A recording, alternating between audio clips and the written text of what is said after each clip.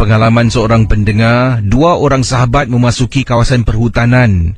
Jadi apa yang berlaku? Apakah tujuan mereka masuk hutan ni? Ini yang nak diceritakan. Kisah berlaku pada waktu malam, mereka berdua masuk hutan. Untuk apa ni agak-agak Jadi sebenarnya mereka masuk hutan ni, dalam hutan ni, saya tak nak sebut mana tempatnya, nanti habis hutan ni dibanjiri untuk kegiatan-kegiatan yang kurang elok ni lah. Jadi katanya dalam hutan ni, kawasan perhutanan, ada sebatang pohon. Pohon ni dipanggil sebagai pohon pohon pembawa tuah. Mengikut kisah ni lah. Jadi inilah yang diceritakan. Bila mencari pohon, beliau dan temannya pertama kali sebenarnya memasuki hutan ni hanya berlandaskan apa yang diberitahu oleh beberapa orang teman yang pernah ke sana, dan mereka hanya menggunakan peta yang ditulis, dilukis oleh temannya, berhenti dekat mana, nak jalan, masuk mana dan sebagainya. Jadi mereka masuk dalam hutan pada waktu malam dengan niat nak mencari pokok pembawa tuah ni untuk memberi mereka tuah kekayaan dalam dunia yang sementara ini.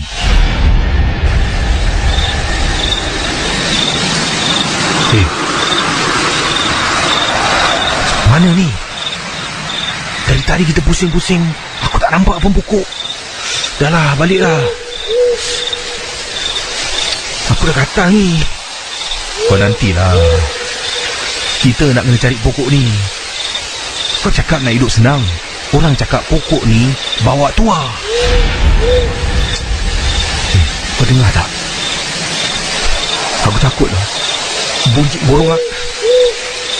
Orang cakap bunyi burung hantu tu. Benda tu ada kat sini. Kau ni meripik lah. Mana ada apa-apa.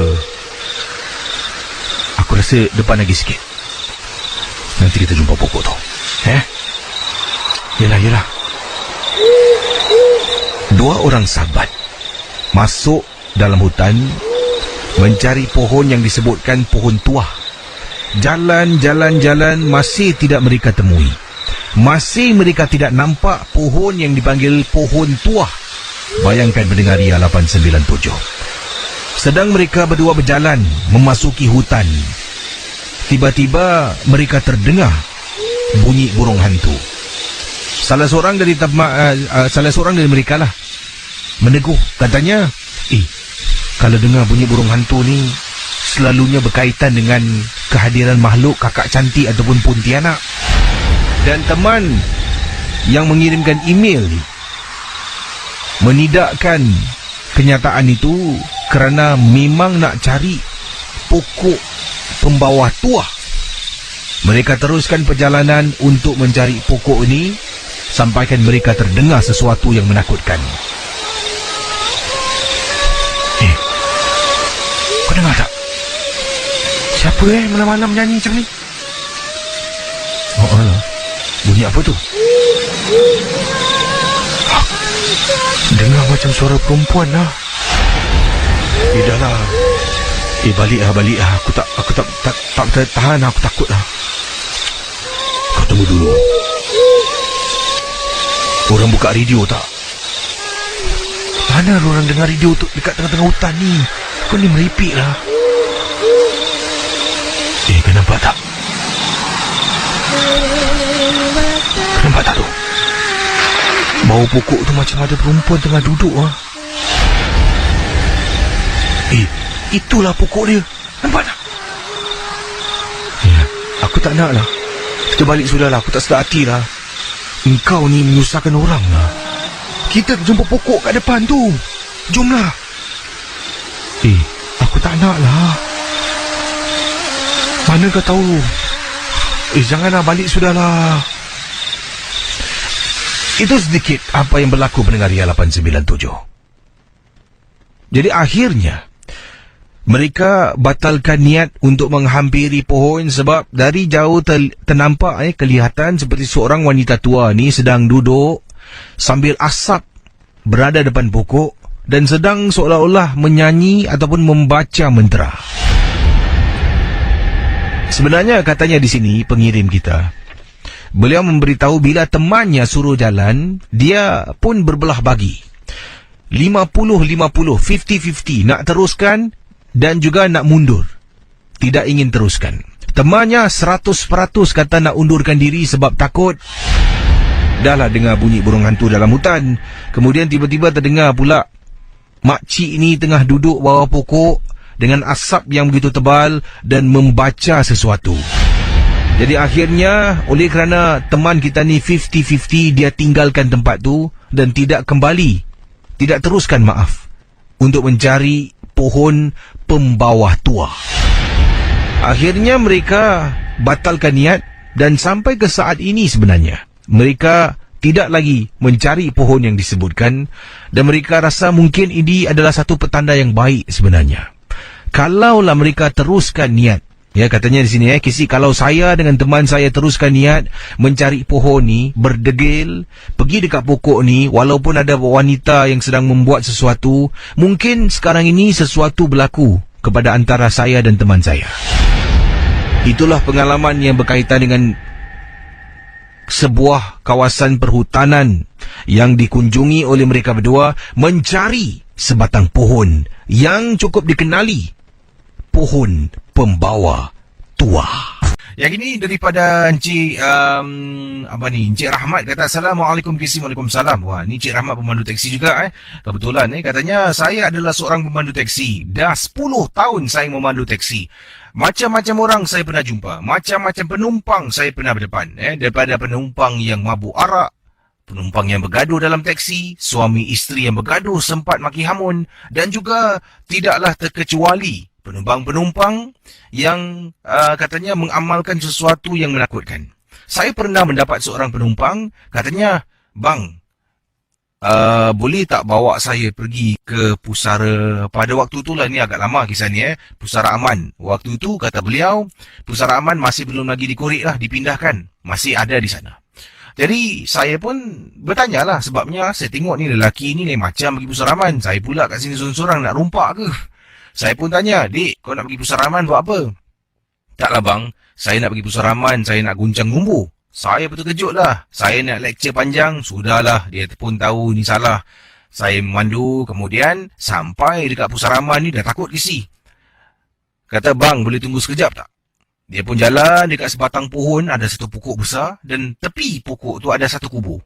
Dekat kubur tu dia keluarkan tak tahu apa barang, dia duduk situ dalam lebih kurang 5 minit lebih lah. Dia goncang-goncang nombor, kemudian dia tinggalkan sesuatu, dan dia masuk balik dalam teksi saya. Katanya, bang, jom, dah boleh jalan. Saya pun tengok, cepat dia ni. Dah dapat ke nombor kau? Dah bang, saya yakin ni mesti kena punya. Saya pun buat bodoh lah Kisi, kata Encik Rahmat. Sedang memandu, kemudian dia arahkan saya untuk pergi ke Boon Lay pula. Sampai Boon Lay, dia pun bayar duit teksi, dia kasih ekstra lagi. Saya pun tak nak ambil lah, takut duit haram. Kata Encik Rahmat, saya kata tak apalah dik, kau bayar apa yang kau dekat meter je. Dia pun ambil duit biliknya dan turun dari teksi. Saya memandu sepanjang perjalanan saya keluar dari kapak, nak cari pelanggan yang lain, meremang tempat duduk belakang Kisi. Setiap kali memandu, ada beberapa kali saya toleh belakang. Takut ada sesuatu ikut saya Kisi. Memandu toleh belakang, sampaikan satu sudut ni di mana ada seorang penumpang tahan teksi saya. Saya berhentilah, berhenti tepi dia. Belakang ada satu teksi, dia nak naik teksi dekat belakang. Saya pun rasa pelik tau, kenapa ni Kemudian saya turunkan tingkap. Bila teksi belakang nak overtake, saya angkat tangan. Apa ni, tak nak naik teksi saya, tunjukkan isyarat lah, seolah-olah saya macam marah. Teksi itu berlalu pergi. Saya pun pandu lagi sampai depan, ada orang tahan, dan masih lagi tak ada orang naik teksi saya. Di belakang ada satu lagi teksi itu juga yang dia naik. Saya dah fed up. Saya berada dekat Boon Lay, saya pun pergilah dekat kedai kopi 24 jam, letakkan teksi saya dekat tepi jalan, saya jalan dekat kedai kopi itu, duduk. Tengah minum air, saya terperasan, macam mana boleh ada orang dekat belakang? Saya dalam hati tertanya, oh, patutlah orang tak nak naik teksi aku. Baiklah saudara, terima kasih pada Cik Rahmat kisahnya ringkas dan kita faham mungkin Cik Rahmat tu bila abang yang gunjang nombor dekat tepi kubur tu naik teksi ada benda pula joints kaki Ayolah, bukan senang, tapi itulah cabaran mencari rezeki. Ini adalah pengalaman datangnya daripada Encik Muhammad Yazid. Beliau ketengahkan satu peristiwa. Begini kisahnya. Kata beliau, Kisi berhati-hatilah dengan apa jua yang kita lakukan pada waktu malam. Nak-nak bila bab-bab tegur menegur ni. Saya pasti dan yakin ramai dah tahu. Jangan suka tegur.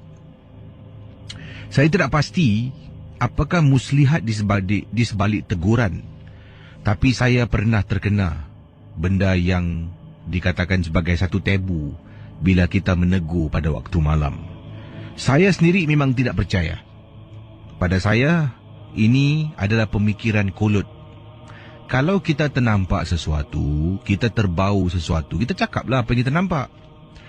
Jadi pada malam tu, kata Yazid, saya dan juga 2 orang teman sedang duduk dekat kolong blok.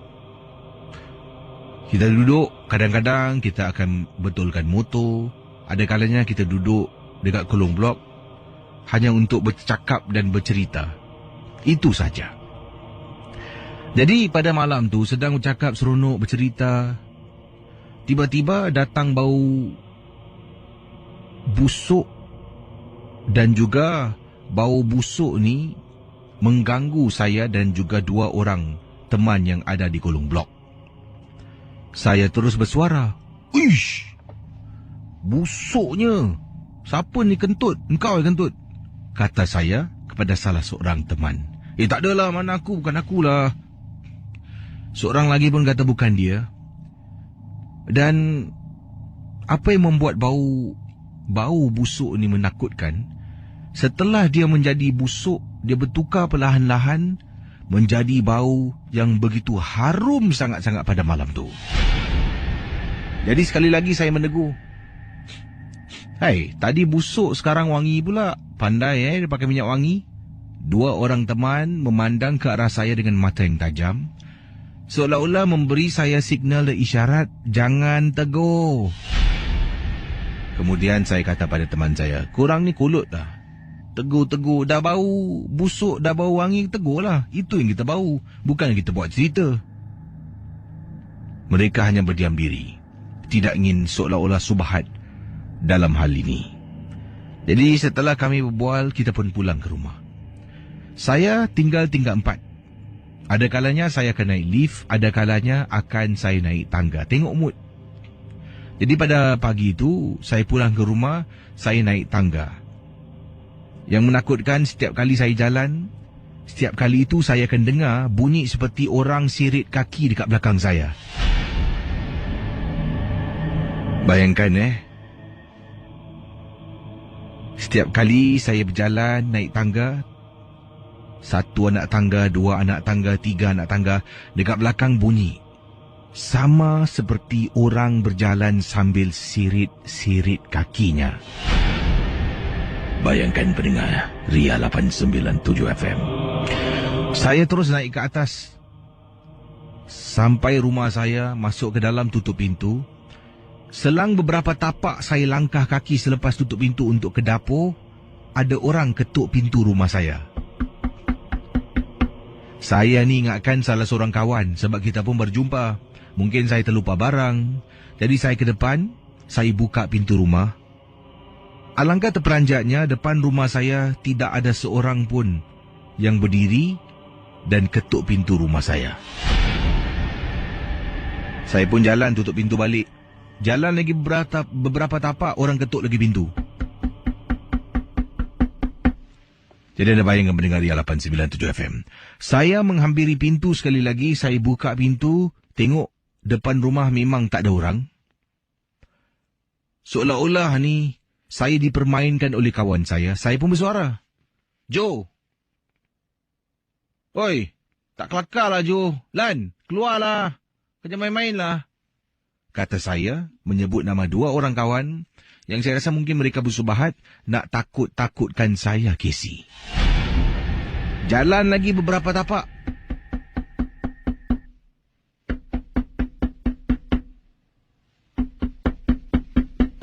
Bunyi ketukan. Saya dengan segera mencapai telefon bimbit saya. Saya tekan nombor telefon kawan saya dan saya cuba dengar. Telefon berdering, berbunyi. Tapi dekat luar, yang ketuk pintu, mustahil kalau saya tak dengar bunyi handphone ataupun telefon bimbitnya. Dan saudara, akhirnya, dipendekkan cerita, kawan saya pun angkat. Bayangkan pendengar Ria 897 FM. Jadi dipendekkan cerita di sini, bila dia sedang telefon kawannya Joe dengan harapan orang yang dekat luar tu handphone dia berbunyi lah. Jadi dia akan tahu, oh ini Joe main kerja ni. Tak boleh lari Apa yang terjadi, Joe pun angkat telefon, kemudian dia terperanjat. Joe, kau kat mana Aku dah sampai rumah, kenapa? Ya ke? Bukan kau kat luar, kacau-kacau rumah aku ketuk-ketuk pintu. Tak adalah. Kemudian saya tanya seorang lagi rakan. Seorang lagi rakan pun dah balik. Dah sampai rumah pun. Jadi sekarang persoalannya, siapa yang ketuk pintu rumah saya untuk beberapa kali awal tadi? Terima kasih dan selamat tengah malam. Hello, selamat pagi. Hello, selamat pagi, Jesse. Hai, siapa tu? Ni Alia. Ada kisah apa, Alia? Silakan.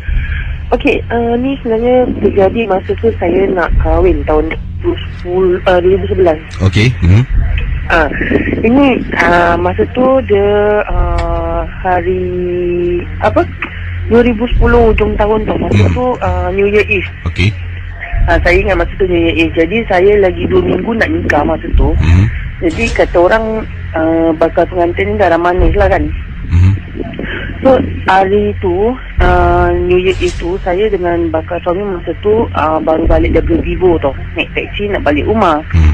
Jadi masa tu dah lepas jalan-jalan daripada Vivo tu makan. Jadi masa tu nak sampai rumah tu nak dekat pukul 12. Jadi bila kita sampai blok tu dah pukul 12, saya turun taksi. Saya cakap dengan suami, alamak, hari New Year Eve tak ada KC tau, mesti tak ada MC12. Saya cakap itu. Sekali bakal suami saya ni macam joke lah. Dia kata, hari ni KC tak ada MC12 pasal hari New Year Eve, hantu semua tengah relax. Dia cakap itu. Sekali saya pun apa je lah, saya cakap, saya jangan merepek. Sekali saya dah balik ni, dah sampai rumah, dah cuci kaki semua kan, tengah relax tengok TV tau. Bapak saya pun ada, mak saya pun ada. Pasal kebetulan hari tu tunang saya bakal suami saya tu tidur rumah kan. Jadi kita orang ni tengah lepak-lepak tengok TV kan. Masa tu rumah mak saya tu rumah koridor tau. Jadi bapak saya ni dia habit tau, suka isap rokok tepi pintu hall. Jadi bapak saya tengah isap rokok, saya ni tengah kat dapur, tengah nak minum air lah, tengah kat dapur. Yang tunang saya tu, suami saya tu masa tu tengah duduk tengok TV, tapi dia dekat tempat hall lagi satu. Jadi macam bapak saya ni yang depan pintu. Tiba-tiba bapak saya toleh, macam dia rasa macam ada orang kat tepi pintu. Bapak saya toleh. Bapak saya tu cakap, ni dah siapa ni bawa balik kawan ni kat depan pintu. Macam tu. Sekali saya ni memang boleh nampak kat KC. Jadi saya cakap bapak saya, apa pak bapak mereka bawa balik kawan macam tu. Kira kata, ni kawan kau terlepas kat tepi tu, bapak saya cakap itu. Kali bapak saya sambil tu isap rokok tau, dia diam, dia isap rokok. Kali suami saya ni pun, apa sih, dia kata, mana ada orang, kata dia. Kali saya daripada pintu dapur ni, rumah saya ni memang daripada pintu dapur boleh nampak pintu luar tu tau.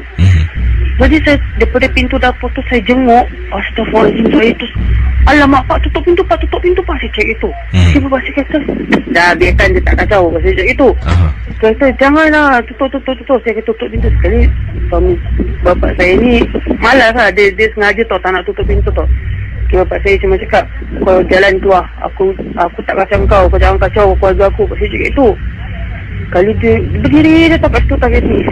Kali suami saya ni bangun lah, dia bangun nak tutup pintu. Sekali dia cakap, kali saya kata, apa benda kat depan pintu, dia kata. Kali saya kata, tutup. Sekali suami saya dah tutup pintu, dia datang pergi dapur tau. Dia kata, apa benda tadi, dia kata. Dia kata, awak tak nampak ke perempuan berdiri sebelah awak? Jadi daripada situ malam tu, mak saya pula kebetulan mak saya dah tidur. Jadi adik saya yang kat luar ni, adik saya keluar belum balik. Mak saya telefon, jangan balik pasal kat depan pintu ada kakak cantik. Jadi benda tu mengacau lah satu malam tu. Dia dekat luar, dia kacau pasal kita tutup pintu kan. Jadi dia pintu tingkap saya semua dia cakap-cakap gitu. Jadi sampai saat ni lah macam bila setiap kali macam teringat kan, saya selalu cakap sama saya, itulah awak selalu kacau-kacau kan dengan Encik Robert. Ni jadi. Jadi bapa anda bagus, berani Dia action berani je, tapi bapak saya pun sebenarnya macam tak inilah, macam tak nak fikir apa-apa lah sebenarnya. Padahal dia pun segan jugalah. Terima kasih. Dia segan tapi dia tak rokok. Terima kasih Terima kasih Fizi. Kembali. Yang ini sebelum saya jawab panggilan, datangnya daripada Norman. Kata beliau di sini, KC, dalam bilik saya ni ada banyak poster-poster band-band yang saya suka lah. Dan saya tampal dalam bilik sebagai perhiasan. Biasalah, waktu tu zaman muda-muda KC. Kemudian saya pernah ditegur oleh seseorang yang katanya poster-poster macam ni jangan tampal. Nak poster-poster muka orang ni. Katanya mengundang jin untuk datang ke rumah. Saya pun sebenarnya tak percaya KC. Dengan apa yang dikatakan. Saya angguk-angguk je lah. Yelah. Kata nak buka. Tapi tak buka-buka KC. Poster tu masih lagi tampal dalam bilik. Masih lagi KC menjadi perhiasan utama dalam bilik saya. Saya memang suka dengan lagu-lagu berat-berat KC. Band-band metal. Itulah poster yang ada pada dinding bilik saya. Pada satu hari, katanya setelah ditegur, saya tak percaya, saya angguk-angguk je lah, kan sajalah. Kemudian, apa yang berlaku, apabila ibu dengan abah saya tidak ada di rumah, mereka keluar, dan belum lagi pulang, waktu tu saya baru balik, dan sekitar jam 6.45 petang. Jadi saya pun ambil tuala, letak beg tepi, ambil tuala, masuk ke tandas di bahagian dapur rumah untuk mandi. Tiba-tiba saya dengar dalam bilik saya ada televisyen. Televisyen tu menyala KC. Sebabnya tandas yang saya mandi ni tingkapnya kalau bilik saya buka TV agak kuat sedikit boleh dengar daripada tingkap bilik tandas. Boleh dengar daripada tingkap tandas di ruang dapur rumah. Dan setelah itu saya pun keluar dari tandas, dah lap kering kata beliau, berjalan menuju ke arah bilik. Televisyen saya menyala dengan sendirinya KC. Tak tahu siapa yang tekan. Saya pun ambil remote, saya tekan untuk tutup TV itu. Kemudian saya nak jalan keluar, nak ambil pakaian saya. Tiba-tiba TV itu menyala sekali lagi KC. Dipendekkan cerita, terus daripada rasa tak takut menjadi takut KC. Kemudian suaranya dikuatkan dengan sengaja menjadi lebih takut. Akhirnya saya rasa kemungkinan ada benar poster-poster wajah-wajah band-band player milik yang saya suka ni. Saya pun mengambil inisiatif untuk menanggalkannya daripada dinding-dinding rumah saya. Dan kemudian keadaan rumah tu makin baik, tapi saya janggal KC. Sebab setiap hari tidur, mesti menghadap poster. Itulah pengalamannya. Terima kasih. Ini datang daripada Nuraini berkongsi peristiwa yang beliau alami. Dan katanya di sini, saya seringkali dalam tidur, ada kalanya saya akan termimpi. Mimpi saya ni agak menyeramkan sedikit lah. Nanti saya akan ternampak seolah-olah ada susuk tubuh seorang wanita berdiri jauh dari saya dalam keadaan bilik yang gelap gelita. Dan bila ternampak wanita ni, hanya saya akan terdengar suara wanita ini menangis.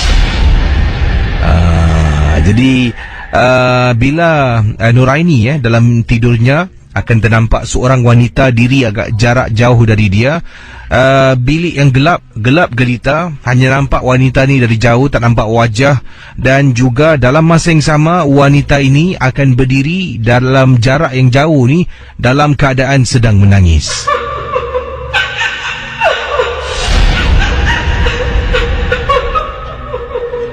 Jadi kata Nuraini, pada suatu hari, saya ni tengah tidur. Suami saya tidak ada di rumah, sedang bertugas. Dan saya tinggal bersama dengan ibu saya. Dan ibu saya pula tidur di bilik sebelah. Dalam tidur saya, kata Nuraini, saya mimpi benda yang sama. Perempuan sedang berdiri dan sedang menangis, sampaikan saya terbangun dari tidur saya. Bila saya terbangun, saya terdengar KC suara perempuan menangis dalam rumah saya. Pada mulanya, kata Nuraini, saya ingatkan Mungkin saya ni terbawa-bawa lah. Daripada mimpi ni saya terbangun. Mungkin ia masih lagi terngiang-ngiang di telinga saya. Masih lagi bermain di telinga saya. Sebabnya baru sedar dari mimpi. Tapi bila saya dengar dengan teliti, bunyinya memang jelas. Dan ia datang daripada dalam rumah saya. Bayangkan, mimpi dengar perempuan nangis bila bangun, tetap dengar suara perempuan menangis.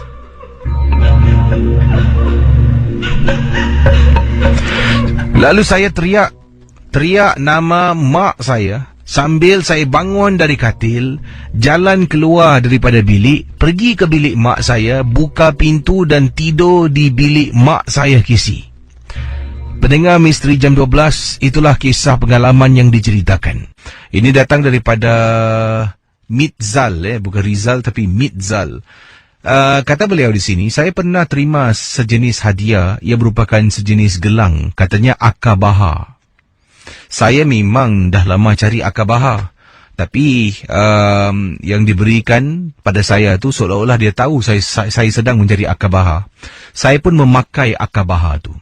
Kesi, secara tidak langsung bila saya pakai dan saya tidak tanya asal-usul Akabaha tu, milik siapa sebelum ini, ada tak benda-benda ada kaitan dengan Akabaha ni secara halus. Jadi saya tidak tanya, bila dapat sebagai hadiah, saya rasa gembira sebab itu benda yang saya cari. Saya pakai Akabaha tu di pergelangan tangan saya. Dalam masa yang sama, saya tidak perasan, kata beliau. Beliau tidak perasan yang saya setelah memakai Akabaha di tangan saya, tidak ada orang pun yang nak berkawan sangat dengan saya. Setelah sekian waktu, rakan-rakan mula menghindari dirinya dari saya, barulah saya perasan yang mereka ni seolah-olah nak menghindari diri mereka dari saya. Dan saya cuba selidik, cuba periksa apa masalahnya. Kemungkinan besar Akabaha yang saya terima sebagai hadiah yang diberikan kepada saya. Itu dia kisah. Daripada Wak Hasan kata, nama macam kampung Katanya Wak Hasan, Assalamualaikum, Waalaikumsalam. Saya nak berkongsi kisah pengalaman saya yang berlaku ketika tu saya berada di salah sebuah masjid di Singapura. Saya nak solat berjemaah tetapi tidak berkesempatan jadi tersampai agak lewat sedikit. Hanya dapat masuk masjid sekitar jam 9 malam. Jadi 9 malam tu masuk, saya mengambil wuduk dan saya mulakan solat. Jadi bila sedang solat, saya rasa macam bahu saya ni dipegang oleh seseorang. Jadi bila kita tengah solat sendiri, kita sedang solat seorang diri lah, bukan bermakmum, ada orang pegang bahu, itu tandanya orang tu nak berjemaah dengan saya. Saya pun okeylah, solat berjemaah. Waktu tu kalau tak silap saya dah masuk rakaat yang kedua. Dan saya pun membaca surah dengan kuat sedikit lah, supaya makmum di belakang saya ni dapat mendengar bacaan saya. Kemudian saya rukuk, sujud. Apabila habis solat, saya toleh ke belakang. Alangkah terperanjatnya, saya tak nampak orang pun yang ada di belakang saya yang sedang solat jemaah bersama dengan saya. Mungkin agaknya itu bahu saya terasa macam ada seseorang tersentuh. Mungkin muscle pull agaknya yang saya rasakan, mungkin ada orang sentuh bahu. Tapi saya yakin ada orang sentuh bahu. Yang peliknya, saya ni bila solat tidak menggunakan minyak atar. Jadi bila saya dah beri salam, Assalamualaikum warahmatullahi, sebelah kiri dan kanan saya beri salam ni, saya terbau dekat baju saya ni, dekat bahu saya, bau minyak atar yang begitu kuat sangat. Jadi bila terbau, biasalah hidung ni dekat tepi ni, bila dah terbau, saya tarik baju. Bila masa aku pakai minyak atar itulah mungkin saya rasa sesuatu petanda yang baik untuk saya. Bukan apa, saya hanya berkongsi saja kisah misteri yang berlaku pada saya di salah sebuah masjid di Singapura. Hello, selamat pagi. Halo, Kesya, apa kabar? Assalamualaikum. Waalaikumsalam warahmatullahi Ya, wabarakatuh. Paradin, ada tengah kes ya? Ya, Paradin. Paradin ini ni, Paradin, ya. tadi ada orang bertanya, Wiwit Julaika bertanya, Kadang-kadang rumahnya waktu-waktu ganjil pukul tengah malam, pagi-pagi, Ya. nanti tengah tidur dia dengar orang ketuk pintu, tapi bila dia buka pintu dekat luar tak ada orang dan dia ada tengok dekat kamera, dia ada pasang kamera. Dekat kamera waktu yang sama dia tengok tak ada orang. Ini paling nak cakap ikhlas KC. Sebenarnya the roaming nightlife or the unseen force alam gaib ni memang boleh orang kata mengetuk pintu KC. Sebab apa? Mereka ada kuasa. Kalau ada orang boleh menutup api, kita bermain pipe kadang-kadang gini, there's nothing possible dia boleh ketuk pintu KC. Tapi jangan dibuka KC. Sebab apa? Jangan ignore it. Sebab manusia normal human being, orang takkan ketuk pintu, dia akan ketuk pintu bertalu-talu. Untuk apa? Untuk supaya dikasih tahu pada penduduk dalam tu yang aku ni manusia. Manusia akan, kalau betul manusia biasa, mereka akan ketuk pintu sampai 3-4 kali. Maknanya insan kan berhajat, walau dia walilit naik ke apa, mungkin jiran perlu apa, kan manusia. Tapi kalau ketukan hanya spontan atau ketukan hanya sekali aja atau hanya 2 kali macam tok, jangan KC. Sebab apa? Benda gaib ni Pak Ali cakap ikhlas, jangan kata ketuk pintu KC. Orang kata kira-kira kita tu kasut kita pun boleh berselerak kat luar, dia tendang tau. Jangan main-main, benda ni pun macam boleh rem tau. Boleh Pak Ali cerita kes kronik tak? Silakan Pak Radin. Ni Pak Ali cakap KC siapa sedih. Nanti kalau orang cakap teori aku cerita pasal loving couple, tidak. KC percaya tak? Ada orang kata satu kes kronik, suami isteri kata malam orang kata kena cium dengan alam gaib. Kes kronik tak? Alam gaib boleh cium orang. Ni Pak dia cakap ikhlas KC. Dia bukan apa tau. Bila dia dah tidur tu, dia ada terasa macam apa tau, orang kata orang cium pipi dia KC. Habis tu kadang-kadang siapa tak tersentak. Tapi kadang-kadang ada masa kalau suami dia terasa yang dia tu ada orang tu cium pipi dia KC. Macam ciuman kucupan yang manja gitu. Macam good night sleep ke apa. Tapi bila dia tersadar, orang kata kan, isteri tengah tidur. Takkan isteri dia. Habis dia kata, yang jangan main-main ayang. Kenapa you nak cium, kita dah nak tidur ni. Habis isteri dia cakap, mana abang nak cium air dah ngantuk. Sekali lepas tu tak sampai 10 minit macam kelakar seram tak. Lepas dalam 5-10 minit, isteri dia pula rasa macam ada satu kutupan dekat pipi. KC Pak Alin cakap ikhlas tau. Ini satu kes kronik yang teramat sangat. Orang kata rupanya ada juga alam gaib KC yang mengganggu orang. KC pernah dengar tak? Kadang-kadang ada masa selimut boleh ditarik. Kadang-kadang ada masa, kadang-kadang mak cakap kadang kain kita boleh terlepas. Kadang-kadang ada masa, apa tahu orang kata ada benda boleh meraba dekat badan kita. Itu pasal Pak Alin cakap ikhlas. Ini rupanya KC tu apa tak? Ini permainan alam apa tahu, jin asyik. Jin asyik ni, jin ni pun ada .com, .jantan, .betina dia. Jadi mungkin yang jin berjantan itu, orang kata kirakan mengganggu si suami dan si jantan itu mengganggu si isteri dan perempuannya itu kena ganggu oleh laki-laki. Tapi bila Pak Adi scan betul-betul, bila Pak Adi ubat, bukan alam jin KC.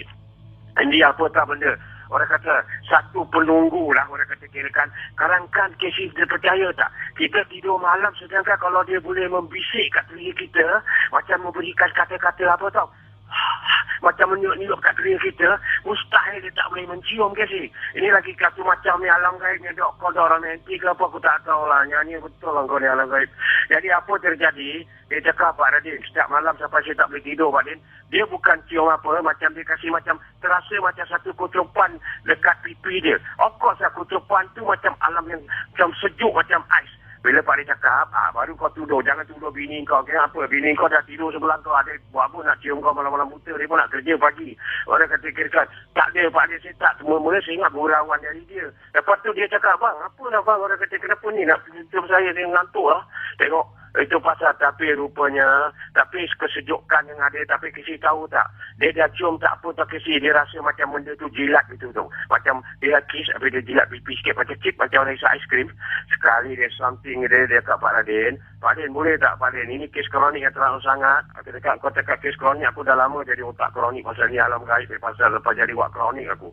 Sampai terjadi apa, Pak Radin cakap, what happened? Wah, dia speaking English kan. You believe no, when we sleep together as husband and wife, we already sleep. There's something like kisses, you see. Macam sekitar after that, there's something like, there's a tongue that lick at the cheek, you know. And then dekat apa pasal, orang kata, kira-kira, ini alam gaib mana yang ada kes menggatal tu mengenyam lah, nak kata hasil loving couple lah, husband and wife. Pak dia kata, tak tahu lah kau apa. Dia ingat dia bergurau, kau berapik ke apa.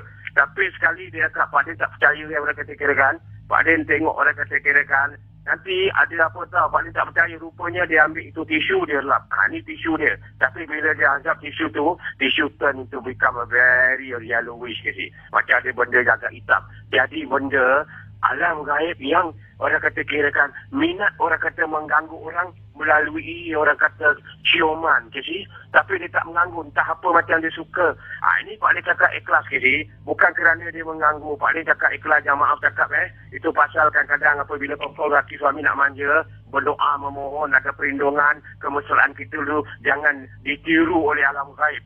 Pak Lin cakap ini gara-gara mungkin kau melakukan kemesraan antara suami isteri dalam pelukan, berciuman. Jadi dia telah meniru dan dia mengikut dan dia ikut dan dia bikin satu sentuhan ciuman di pipi dan di muka engkau. Pak Lin tolong Pak Lin, saya takut. Pak Lin, adakah rumah ni berantu? Rumah tak berantu, Casey. Casey percaya tak? Rumah kita ada setiap rumah ada penunggu. Itu pasal apa yang dilakukan oleh tuan rumah, si penunggu pun mengikut. Because why? They can repeat everything. Kalau kita boleh bawa suara yang macam berderau, diorang boleh berderau. Lepas tu, Pak Lin cakap, kau besok malam ni kau cubalah tengok ada lagi tak. Orang-orang dah kena satu macam kronik pula. Dah kena cium dalam kali pos. Apa, nonsense dalam pos ni. Sekali Pak Lin tengok, dia cakap, Pak Lin malam ni tak ada. Tapi berapa malam tu hari ada lah. Tapi dia cakap Pak Lin untuk sementara ni, tak apa Pak Lin datang, Pak Lin bantu Pak Lin. Cuma Pak Lin cakap dengan dia apa tau.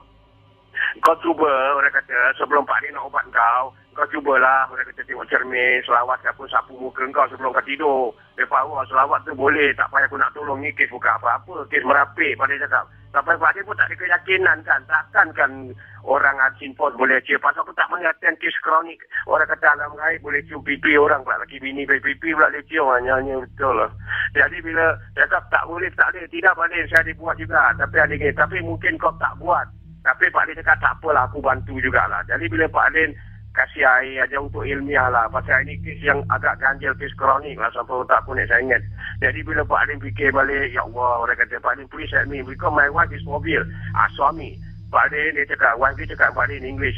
How, orang mana, siapa tak sesentak Pak Lin? Kalau kita tengah tidur malam, mesti macam ada orang cium kat pipi kita. Habis itu orang kata tak sentak. Kalau ciuman tak apa tau. Ciuman tu satu macam dia wet pula. Sampai saya jadi wet dari pasal dia ciuman bikin saya wet. Astagfirullah pasal. Orang kata ciuman tu macam basah kat pipi saya. No, I feel wet because of the ciuman ini. Hanya betul lah. Sekali Pak Lin cakap dengan dia, okay, alright, in that case tak apalah, aku bantu lah. Jadi Pak Lin pakai rupanya, Pak Lin tengok kes kronik. Pak Lin tengok rupanya betul ada titisan air. Dia cakap Pak Lin, ini gambar. Biasa saya suka lampu, ada titisan air-air macam ciuman gitu, ada macam air-air menitis dekat tepi tu yang dari tingkap. Jadi benda ni kasi alam spirit yang boleh orang katakan mengganggu orang, tapi dia macam ada satu spirit yang mempunyai air kasi, ada saliva lah. Dipanggil apa tu? Air liur kasi. Spirit yang mempunyai air liur kasi. Jadi Pak Lin cakap, now I trust you. Pasal Pak Lin tengok tak ada air liur melilit. Takkan si air liur sampai kat tingkat. Korang ajar Pak Lin cakap, kronik ya. Astagfirullahaladzim, mereka kata itu lithium kau sampai kau naik uat pagi ni, pipi kau laki pun kau naik basah. Akhirnya Pak Lin cakap ini dari tingkap dan Pak Lin buat sesuatu dan Pak Lin pagar. Dan akhirnya yang Pak Lin cakap dengan dia satu aja. Orang kata sebelum kau tidur Wak Iman ni Pak Lin nasihat semua orang sambil menyelam, kita minum air, kita menasihat sikit lah. Pak Lin cakap apabila kau orang suami isteri, apabila kau tidur, yalah jangan lupa lah orang kata yang baca doa sapu muka. Mudah-mudahan sebelum benda Pak, kau pernah fikir ni semua dah baca tak ada lah Pak Lin. Mana kita tahu kita lepas marah dana kes kronik letih. Letih kau pandai lah letih. Habis kau orang kata kau tak nak tolong kau ini baca sikit ayat. Tak balik lesson, you pray, semayang dulu atau tidak. Orang kata sebelum baca doa sapu muka, selawat, baca bismillah. Jadi benda alam gaib tu bila nak mengganggu, nak tengok kita, the power of doa kau tu tangkis dia balik, tepis dia. Tapi akhirnya lepas Pak Lin dah kuncikan situ, selamat kes itulah disettle. Cuma satu je Pak Lin cakap. Kalau Wak Imam macam mana pun kita malam kalau tidur kisi, pagarkanlah diri kita juga. Orang kata kirakan dengan doa-doa sambil kita usah muka kita ya. Assalamualaikum. Waalaikumsalam warahmatullahi taala wabarakatuh. Baik, ini kisah pengalaman yang ingin saya bacakan datangnya daripada Encik Arifin. Katanya, apa khabar dan selamat tengah malam kepada semua pendengar Misteri Jam 12.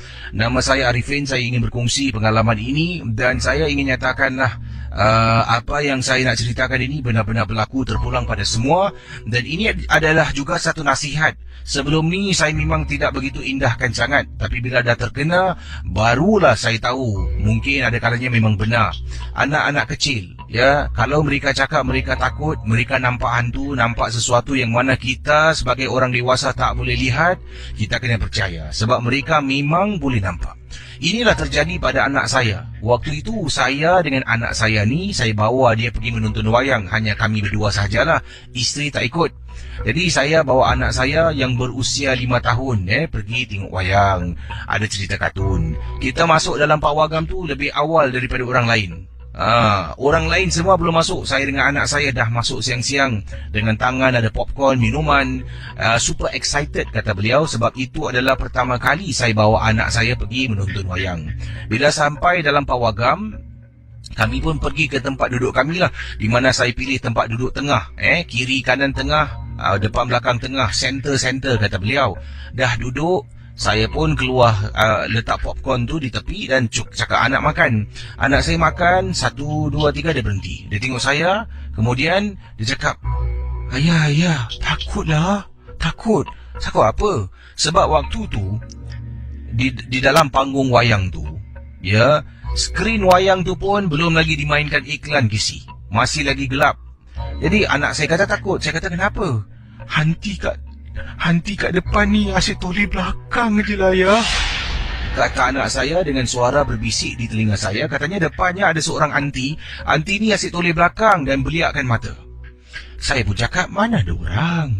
Tengok tak ada orang tau. Kemudian diam. Dan boleh dapat lihat anak saya ni rasa takut sangat. Dan dipendekkan cerita, wayang tu pun bermula. Anak saya kemudian lupa akan rasa takut sebab wayang tu pun dah dipenuhi oleh kanak-kanak yang lain dan juga keluarga yang lain.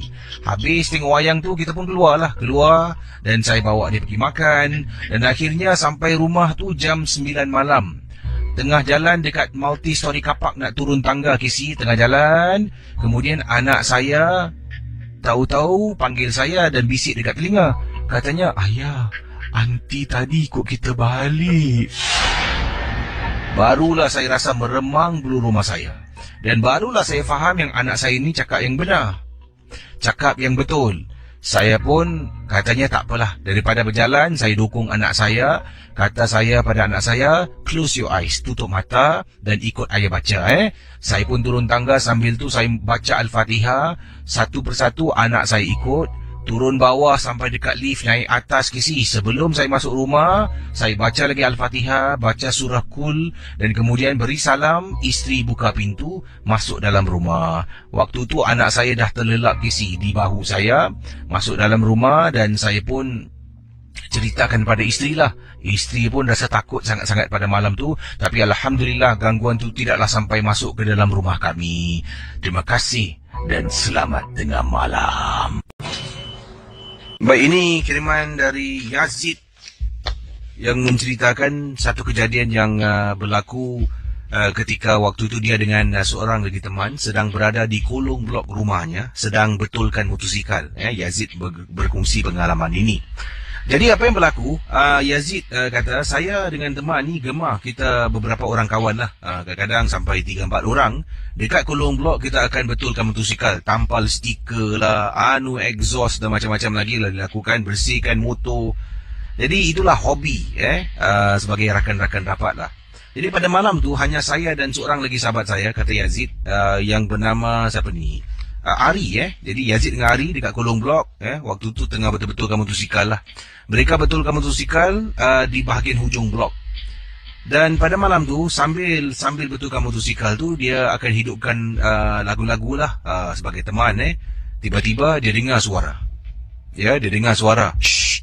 Macam orang marah lah. Sebab yelah, dah lewat malam, dengar lagu. Mungkin walaupun buka perlahan, tapi oleh kerana malam tu sunyi, sepi, suara tu boleh kedengaran sebagai satu yang kuat. Dan juga orang nak tidur ni kadang-kadang juga boleh terdengar. Ada orang sensitif telinganya. Jadi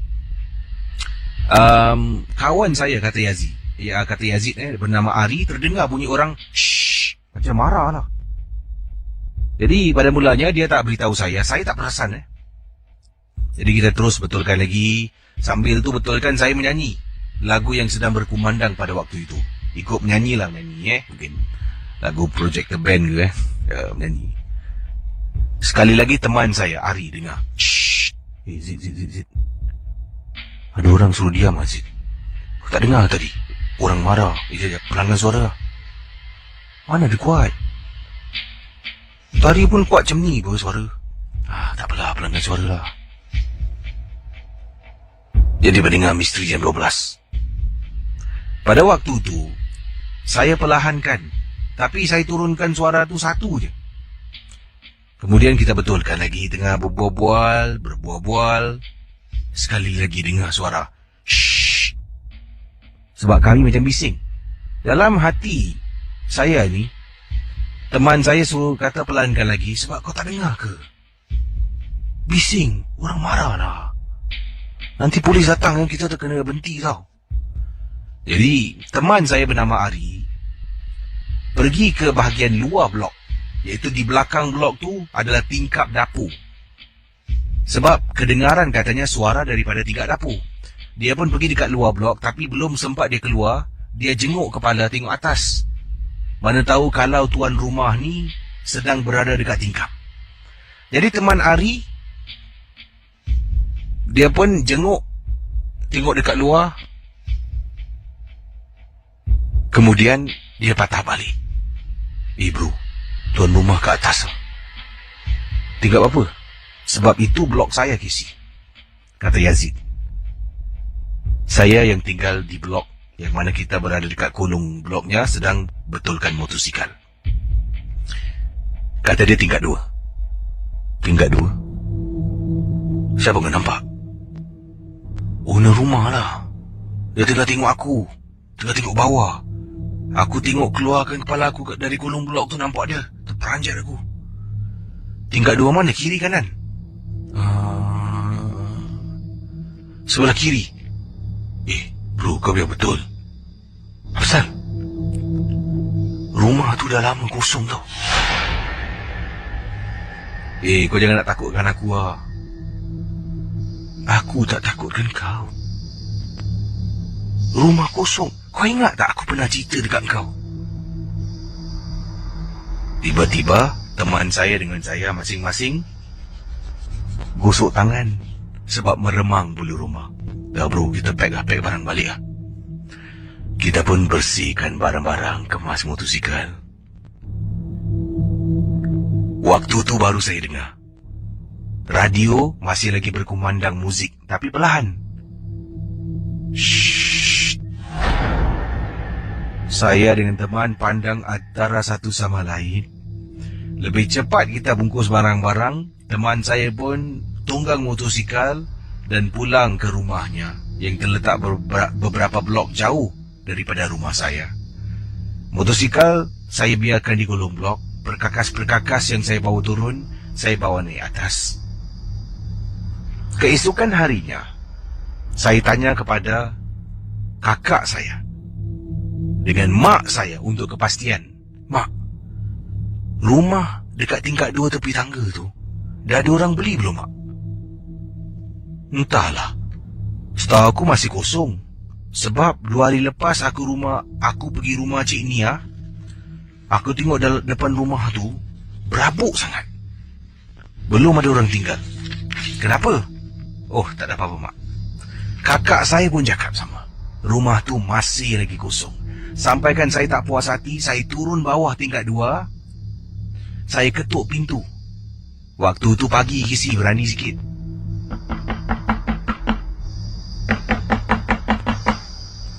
Tengok tingkap boleh buka, saya tolak tingkap tu.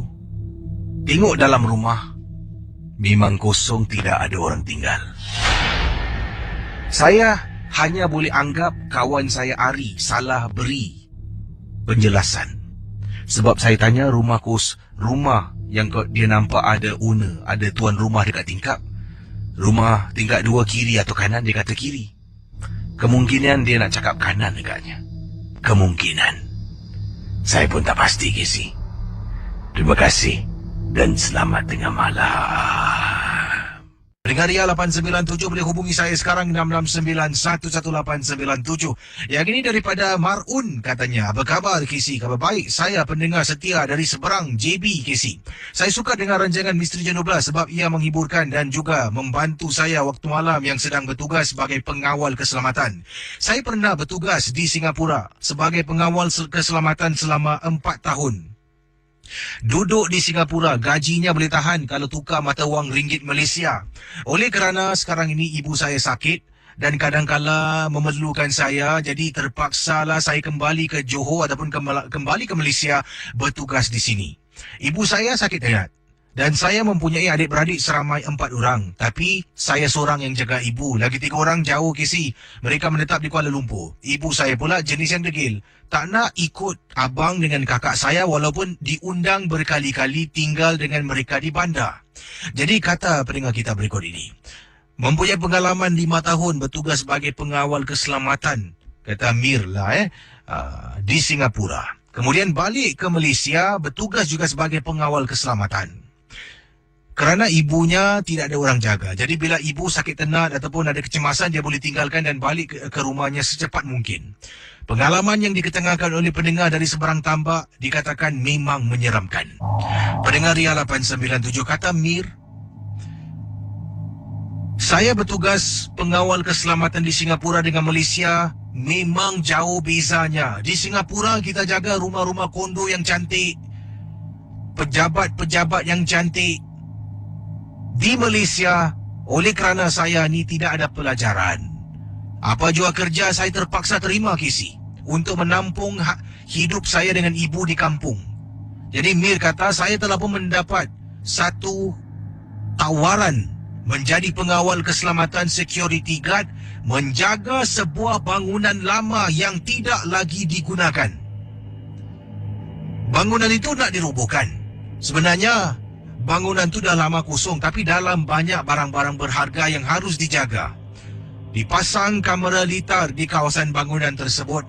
Selain daripada main gate yang saya jaga, sebab ada juga pekerja-pekerja lama akan keluar masuk mengangkat barang-barang mereka dipindahkan ke tempat yang lain. Dan tempatnya besar. Yang hairan saya seorang yang jaga. Saya pernah tanya kepada majikan baru kenapa saya jaga tempat ni seorang-seorang, tak ada ke orang lain. Dia kata memang tempat ni dikhususkan seorang jaga. Dari pagi sampai ke malam, malam tak payah jaga.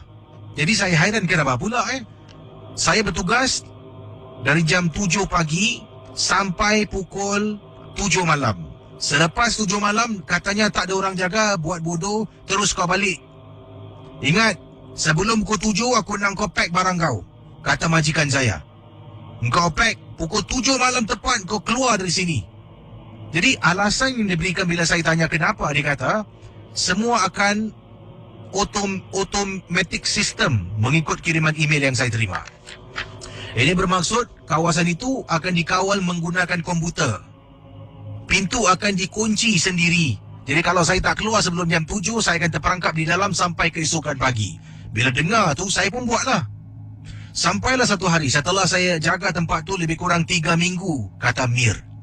Saya bergegas keluar dan bila 7 malam tepat, saya dah berada dekat luar menuju ke arah motosikal. Raba-raba poket saya, alamak, kunci motosikal aku dekat dalam lah. Saya patah balik KC. 7 suku malam saya patah balik. Kata Mir bila jalan, dah meremang bulu rumah saya. Kawasan tu memang gelap gelita. Saya pergi ke guard house, saya buka pintu boleh buka KC. Kata majikan aku pukul 7 malam semua tutup. Cari kunci.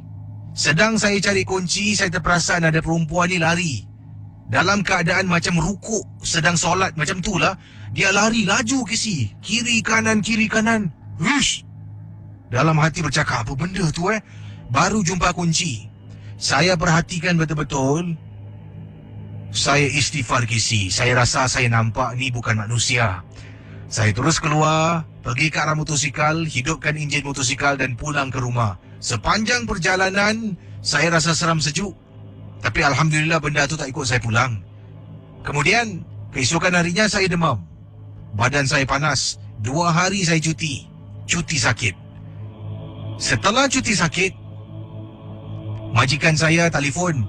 Dia kata, tak perlu saya jaga tempat tu lagi, dia tukarkan saya ke tempat yang lain. Jadi saya rasa muskil. Kemudian baru dia cakap, kau dah nampak Nampak apa? Kau nampak ke belum semalam? Saya kata saya dah nampak. Jadi tak perlulah aku letak kau sana lagi sebab kau akan takut. Jadi sejak hari itulah Casey, rupanya bangunan itu memang ada banyak gangguan.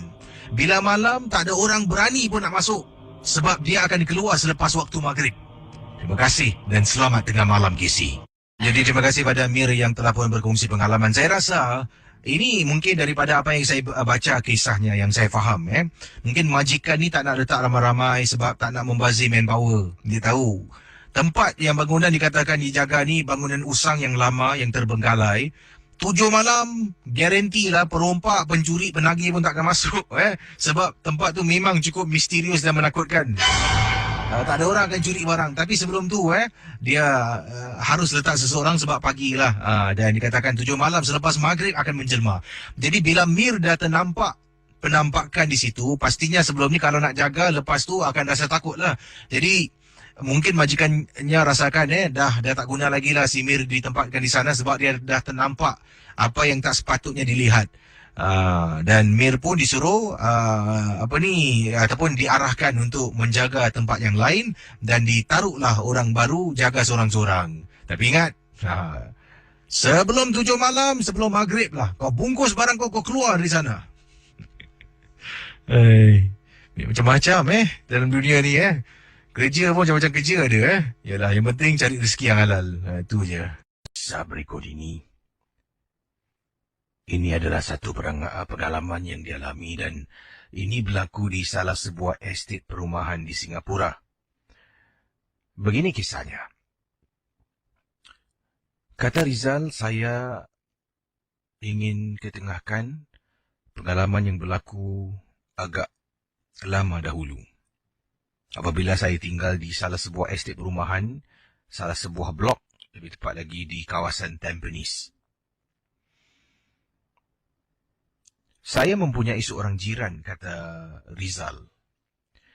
Seorang makcik yang pada malam hari, dia suka munda-mandir di hadapan koridor rumah beliau dan rumah saya.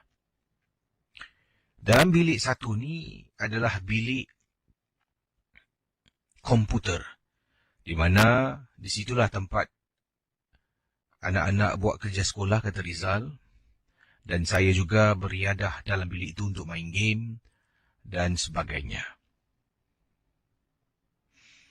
Makcik jiran sebelah ni, bila tiba waktu antara jam 9 malam hingga 1-2 pagi, dia akan keluar dari rumah, dia akan munda-mandir.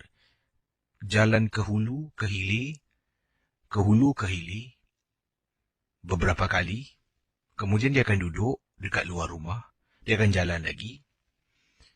Saya tak berbual dengan makcik ni sangat.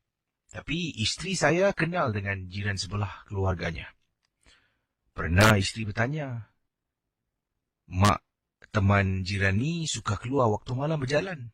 Katanya, itu yang sering dilakukan. Sebab kata beliau, mak kepada jiran sebelah ni, kata isteri saya, mak kepada jiran sebelah ni, waktu dahulu memang suka berjalan dan bersenam. Jadi itulah yang saya anggapkan. Setiap kali bila saya dengar bunyi telapak kaki orang jalan sirit-sirit, saya akan tahu makcik sebelah dah keluar untuk bersenam. Jadi Rizal menceritakan, pernah sekali ni, keluarga jiran sebelah saya sebenarnya tak tahu. Yang tahu isteri saya. Mereka, anak beranak tidak ada di Singapura, bercuti selama lebih kurang seminggu. Saya berada di dalam bilik, sedang bermain game seorang diri. Anak saya dah pun tidur. Isteri saya sedang nak masuk tidur. Bila sedang bermain game, saya tak dengar. Dekat luar bunyi orang berjalan, sirit-sirit kaki. Dalam hati, alah, ni benda biasa. Ni mesti makcik sebelah ni. Saya pun buat bodoh lah. Lalu isteri saya masuk ke dalam bilik dan tanya, "Bang, tak nak tidur lagi? Saya pun kata sekejap lah, abang nak habiskan game ni, kata saya pada isteri. Okey bang. Kemudian isteri saja berkongsi, abang tahu tak, Fida sebelah ni cuti seminggu tau. Saya tanya pada isteri, Fida cuti seminggu? Satu keluarga pergi bercuti. Satu keluarga? Mak dia ikut tak? Tanya saya pada isteri. Mak dia ikut lah, satu keluarga. Dia kasih kunci, suruh tengok-tengokkan rumah. Saya terperanjat. Confirm mak dia ikut? Yalah bang, kalau mak dia tak ikut, siapa nak jaga mak dia? Isteri beritahu saya. Kenapa? Tak ada apa-apa. Kemudian isteri masuk dalam bilik. Saya, Casey, sempat pergi dekat tingkap, buka tingkap sedikit untuk lihat siapa yang ada di luar. Dari tadi mundar-mandir beberapa kali. Bila saya buka tingkap, saya pandang dekat luar.